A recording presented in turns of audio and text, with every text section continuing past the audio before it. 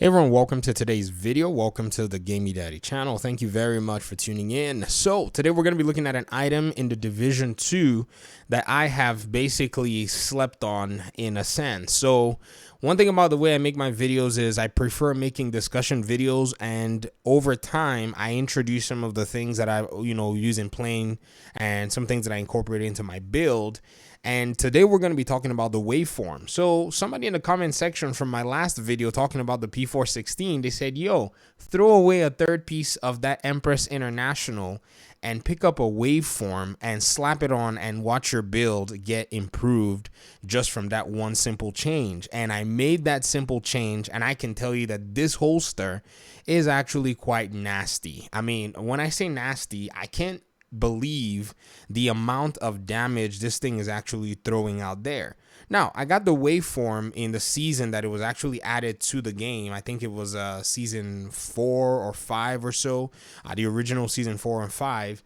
And what was the big deal about this was, a lot of people in my friend group were like, they'd finished the season. So they took me into DZ and we were farming holsters, and they actually dropped it for me before I even got to, I think it was a level 50 or level 100 reward of that season, and they hooked me up with it. So, I mean, I was like, well, that's cool. I'm going to use it later on to do a build, and so I just put it in my stash. And believe it or not, I have not touched this particular holster all of this while. In fact, it wasn't until just, recently the person made that comment and said, hey, get the waveform on your build, that I went ahead and did it. And I have to say, I am quite impressed as to how this waveform holster is working.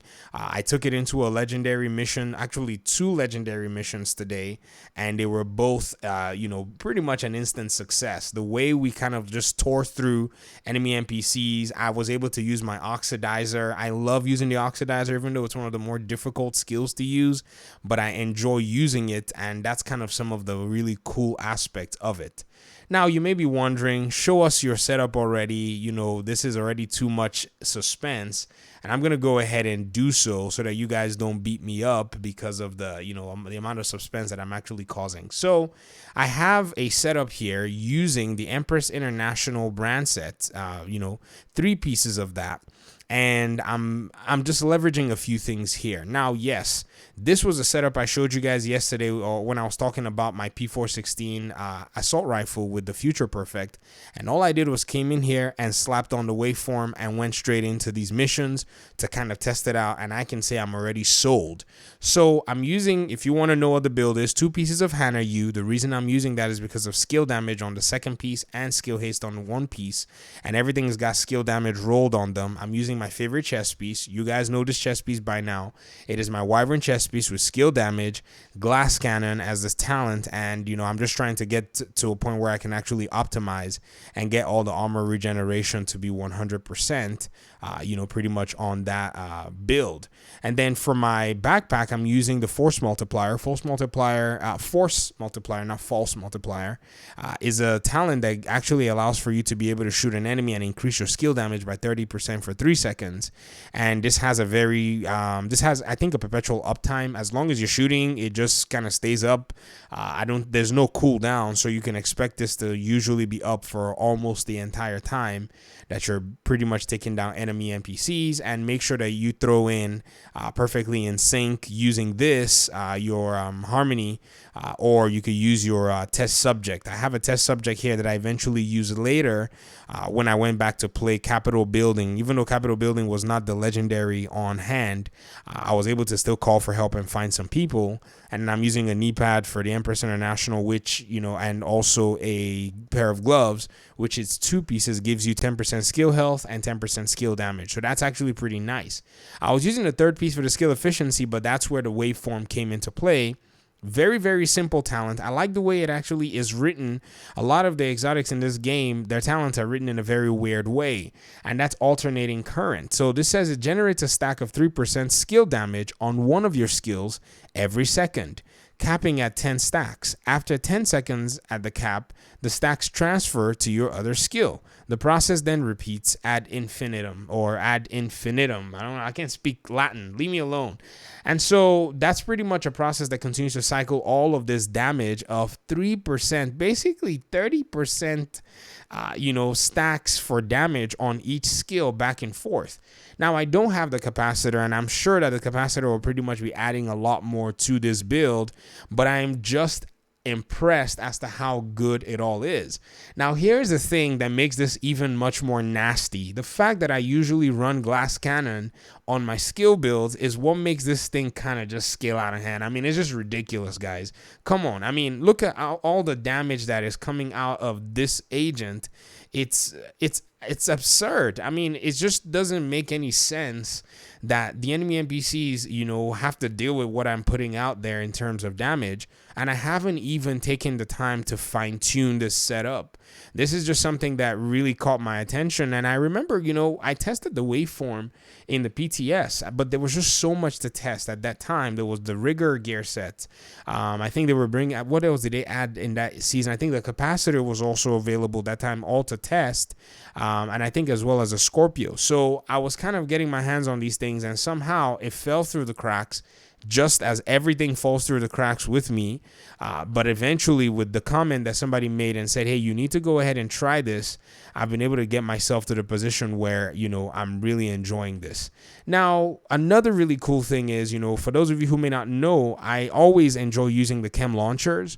The Chem Launchers are really solid, in my opinion, in this game. I don't think you have a skill that has the weight and capacity of what these things are able to do. The healer Chem Launcher is good. The fire starter is actually one of my favorites. If not, I would say number 2, number 1, depending on the day, depending on how I feel. But I know the oxidizer has always been one of my top choices. And using a good skill damage build that does provide some value has been really exceptional for me, because, one of the things that I really do miss from time to time is being able to just take on, enemy NPCs or some of their proxies. And that's the thing, it's the skill proxies that usually get you when you're playing against the Black Tusk. I said, one things about the Black Tusk is they have all these machinery and all this stuff. And, you as an enemy, as, an agent, you really have to, come in very strong. You really have to find ways to be able to do good damage from distance. And that's pretty much how you do it. You do it by using some of these, your drones and your turrets. But again, another thing with the drones is the drones don't have too much of a shelf life. But these, they do very well when it comes to the enemy NPCs. I mean, and so you just chew their health out, and that's pretty much it. And I didn't even fire a single weapon. I didn't add any single, bullet damage to improve my damage. And I was able to basically just chew those 2 enemy NPCs out. Now, in a legendary context, depending on the legendary mission you're playing, that's another thing too that I have to mention. If you're playing, say, District Union Arena, or you're playing Capitol Building, then an oxidizer will work for you, because these are enclosed spaces. You can puff, you can shoot the puff of the oxidizer chemical in an area, and even though they may dodge and run all around, you can also just shoot it in different areas and keep bringing them out of cover, and then your turret or your drone can continue to knock out the enemy NPCs. If you play, say, Roosevelt Island, you're going to be wasting your oxidizer for the most part, because that's a bigger space. They can run, far away from all of that smoke. So in that case, I don't use the oxidizer. I think the fire starter is a better value, using a multi-kill or a damage over time and damage transfer. I mean, the Division is amazing. Forget that. I mean, you could do DOT damage, and you can also do damage transfer, which is really cool for an RPG. So these are some of the things that I'm pretty much running right now and using for this setup. What I need to do is get into the summit, and for some strange reason, it's just taking me forever. That's how I do. I play this game like a snail. I just take my time, little by little by little, and I'll eventually get into summit and get a capacitor to kind of work here. Or I'll go on my PlayStation account where I actually do have a waveform and a capacitor, and I'll try to put this same build together, but it will be lacking on some things because my shade level here is kind of higher. And I'll try my best to put that together and, maybe hopefully do an update in a month and let you guys know where all of this kind of lands. But I appreciate you guys so much. I cannot remember who left that comment saying to go ahead and just put the waveform on this build. I just want to say it's been a lot of fun. I played an extra legendary with it today just to see how well it was going to do, and I'm really impressed as to how it ran. The first legendary I played I played one of the legendary missions. I think I switched it over to a drone just to kind of have a little bit more safety and cover. The enemy NPCs usually focus fire me because I have the the glass cannon and I'm doing a lot of damage. So sometimes they want to kind of get you, but it was kind of difficult for them to be able to do so nonetheless. But anyways, leave comments, leave questions. Let's talk about, setups that you're using. I want to know what you're doing. Tell me. I'll add it to my build if I have the opportunity to do so. You guys have the best ideas. I've always been very, very sure that the comment section is the very best place to go find builds from. No offense to my YouTuber buddies, but people in the comment section, they're more than us, and they do this stuff, at a higher capacity. So they're able to see a lot of things that even the content creators may not necessarily have the time to get around to telling people about. Talk to you all in another video. Thank you so much for your time and audience. I appreciate you guys so much. Hopefully we'll see in another one. Peace out.